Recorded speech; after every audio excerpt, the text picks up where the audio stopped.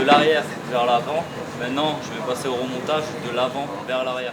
Aujourd'hui, au camp de Port Bouët, c'est montage et démontage d'un AK-47, arme principale de l'armée ivoirienne. Cette formation est dispensée aux militaires ivoiriens par les forces françaises dans le cadre du partenariat militaire opérationnel signé en 2012. L'occasion d'intégrer les procédures de sécurité lors de l'utilisation de l'arme. De savoir comment réagir après un tir et surtout tout ce qui est la chronologie nécessaire après un tir. Tout simplement, on leur a inculqué les savoir-faire et les savoir-être à la manipulation de l'AK-47. Et après, eux-mêmes aussi nous apprennent des choses et nous, on est en complément d'informations concernant leur armement qu'ils ne connaissent pas précisément, surtout de manière de la nomenclature et de la sécurité. Finalement, c'est un échange qui s'opère entre les deux armées. Pour le sergent-chef Fréjus des forces armées ivoiriennes, c'est l'occasion de se professionnaliser. Normalement, ce qu'on ne connaissait pas trop, c'était comment le retrait des cartouches, les différentes postures de l'arme. Il faut juste faire gaffe à l'index, d'accord? Pas qu'il touche la queue de détente. Aussi le démontage, parce que ça c'est beaucoup fréquent. Il y a certains qui utilisent le AK-47 mais qui ne savent pas vraiment la démonter. Ces militaires seront ensuite voués à devenir formateurs auprès de jeunes recrues. Le but de notre formation, c'est de réapprendre, de transmettre ce qu'on a appris à nos jeunes qui viennent bientôt.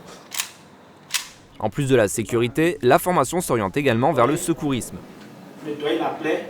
Après, ce qu'on va essayer de leur apprendre, c'est aussi une trame pédagogique dans la structure d'une instruction ou d'un cours pour qu'ils puissent ensuite, une fois de retour dans leurs unités, les dispenser correctement à leurs subordonnés.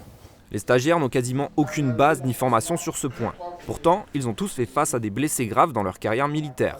Et pour les sauver, ils ont dû s'adapter avec les moyens du bord. Ce n'est pas tous les jours qu'on a des infirmiers ou bien des médecins auprès de nous sur le théâtre des opérations.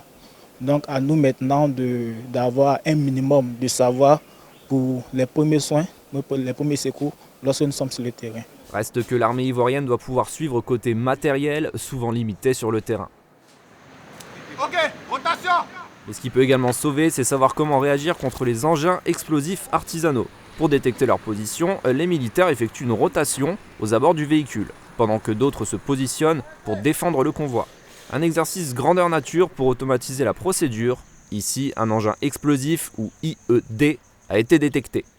Donc tout de suite, ils ont mis en place un cordon afin de se protéger et de protéger la population autour. Puis ils ont attendu l'arrivée des spécialistes qui vont venir enlever l'IED. Et après, ils pourront reprendre leur progression ou soigner les blessés s'il y a des blessés. L'idée est d'approfondir et d'optimiser leur base. Une fois formés, ils transmettront les techniques aux nouvelles recrues, engagées récemment lors de la vaste opération de recrutement souhaitée par le président Alassane Ouattara en février dernier.